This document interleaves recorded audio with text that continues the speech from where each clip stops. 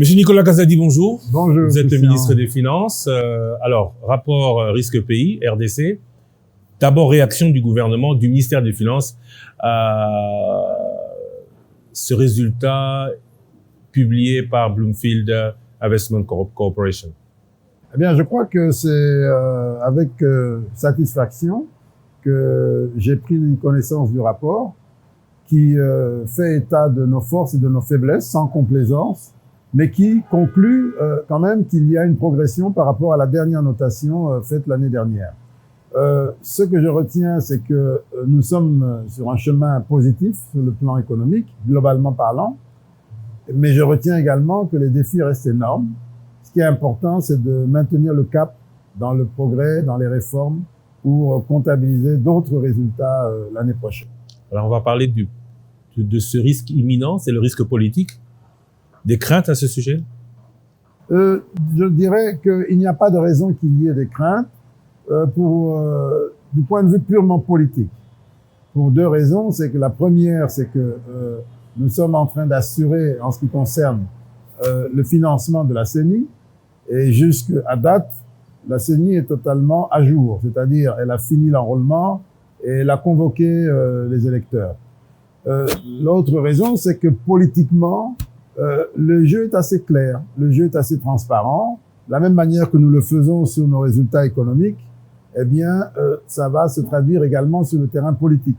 Et comme je l'ai dit tout à l'heure à un de vos collègues, je pense que nous acheminons lentement vers la meilleure élection de tous les derniers cycles électoraux, donc de la période récente.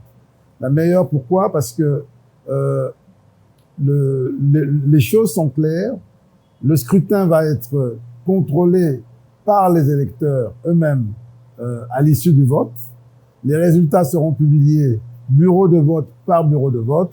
Donc, il n'y aura pas de place à la manipulation ni à la tricherie, pour autant que tout le monde joue le jeu de bonne foi, ce qui malheureusement n'est pas toujours garanti, mais tout est fait pour que tout le monde joue le jeu de bonne foi. Les conclusions du rapport sont aussi à la lenteur de la mise en place effective des réformes demandées par les entreprises publiques. Comment vous expliquez cette lenteur? Puisque c'est la deuxième conférence sur le risque pays. L'année dernière, il y avait eu pareil débat. L'année dernière, il y avait pareille conclusion, pareil conseil. Aujourd'hui, on se retrouve dans la situation, elle a évolué certes, mais où les opérateurs économiques se plaignent toujours. Comment vous expliquez cette lenteur? Qu'est-ce que vous êtes fait ou prêt à faire pour y pallier? Bon, ce que nous avons fait déjà pour retirer les leçons du dernier exercice, c'est que nous avons inclus cette fois-ci 2 entreprises publiques dans l'exercice de notation. Et 2 entreprises essentielles, la Régie des eaux et la SNEL.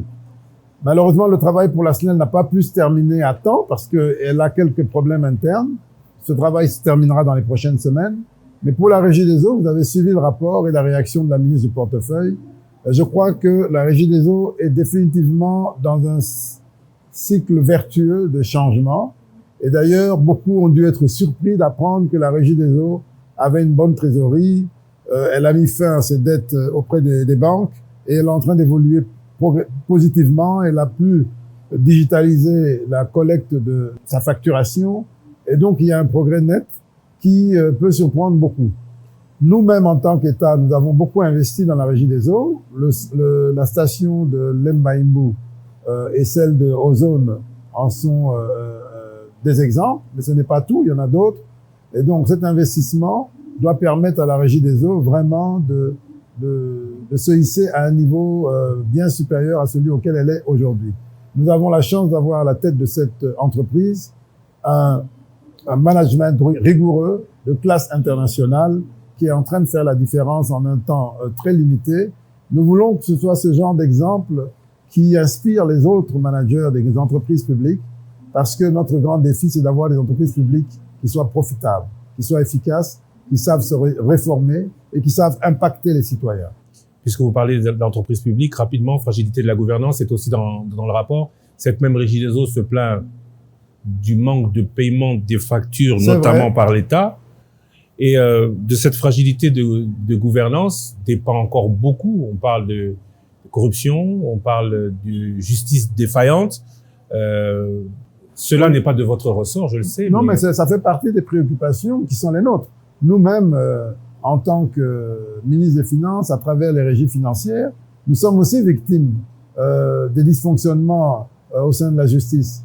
Lorsque nous allons collecter l'impôt, il y a des émissions parfois des juges sur des questions fiscales de manière impromptue et totalement impertinente qui conduisent à remettre en question le travail qui est fait pour mobiliser l'impôt de manière sereine. Donc, nous sommes tous impactés quand la justice connaît des difficultés. C'est pour ça que nous avons souhaité avoir le président du Conseil supérieur de la magistrature à ces discussions. Et c'est la deuxième fois. Il a été avec nous au baromètre, à la présidence. C'est pour instaurer une nouvelle culture de dialogue, une nouvelle culture d'empathie. Nous devons pouvoir nous mettre à la place des juges et ils doivent pouvoir se mettre à la place des justiciables. C'est essentiel pour progresser. Oui, mais quand on parle de lutte contre la corruption, on pense à PLC, on pense CNRF, on pense IGF. Quand l'IGF, quand la PLC, quand le CNRF se plaignent du non-accompagnement d'une justice qui, elle seule, peut œuvrer, est-ce qu'on peut penser de réelles avancées, de réelles progressions dans le secteur? Le président du Conseil supérieur de la magistrature a dit de manière très pertinente que nous sommes tous responsables. Nous avons tous un rôle à jouer. Et donc, que l'on soit justiciable ou pas, chacun a sa part à jouer. Et la justice commence par l'action de chacun au quotidien. Plus on se comporte de manière vertueuse, moins on a à faire face à la justice. Les organes de contrôle, la même chose. Ils doivent être efficaces, ils doivent être transparents, ils doivent être coordonnés. Et à ce moment-là, on aura moins de problèmes et moins de conflits entre institutions. Donc, c'est tout cela l'amélioration que nous cherchons. Voilà pourquoi le dialogue est important. Et je me réjouis que le responsable de l'APLC participe au débat, que la magistrature participe au débat, en même temps que les régies, le secteur privé et les membres du gouvernement. Vous avez dit que vous étiez satisfait de ce rapport, mais ce rapport dit que tout ça fait que cela ne permet pas d'encourager une hausse significative des investissements. Alors, à quand on doit s'entendre à de réels investissements, si tout cela est encore un frein? Non, les investissements sont en progression, parce qu'on n'a pas repris les chiffres. Les investissements, qu'il s'agisse des investissements directs étrangers ou des investissements nationaux, ils sont en nette progression, en progression constante depuis 2019. Mais pas aussi significatif, comme le rappelle le rapport. Ils ne sont pas encore à un niveau suffisant au regard du retard que nous devons rattraper en termes de lutte contre la pauvreté, en termes d'infrastructures et tout le reste. Et ça, c'est vrai que l'environnement des affaires sur lequel nous travaillons doit être amélioré à grande vitesse si on veut voir des changements plus rapides, parce que la population s'accroît et elle est impatiente et on n'a pas le droit de faire traîner les choses. Voilà. Alors, question au ministre des Finances qui a initié ce genre de conférence. Conférence risque pays pour évaluer en toute transparence à la lumière du jour et devant le monde les risques qu'il y a d'investir au pays, ou conférence risque pays pour auto-évaluer ou s'auto-évaluer? Non, nous jouons un rôle important en tant que ministère des Finances par rapport à la question du risque pays, la question de la notation financière du pays. Mais nous ne sommes pas les seuls. Cet exercice est d'abord mu par le souci d'obtenir un feedback d'une tierce partie. Une tierce partie que personne ne peut soupçonner de collusion avec le gouvernement, là, avec le ministère. Là, vous parlez de Bloomfield. Oui, absolument. Bloomfield qui a fait sa réputation, qui intervient dans plusieurs pays, à qui ne viendrait jamais à l'esprit de se compromettre d'une manière ou d'une autre. Ça, c'est un.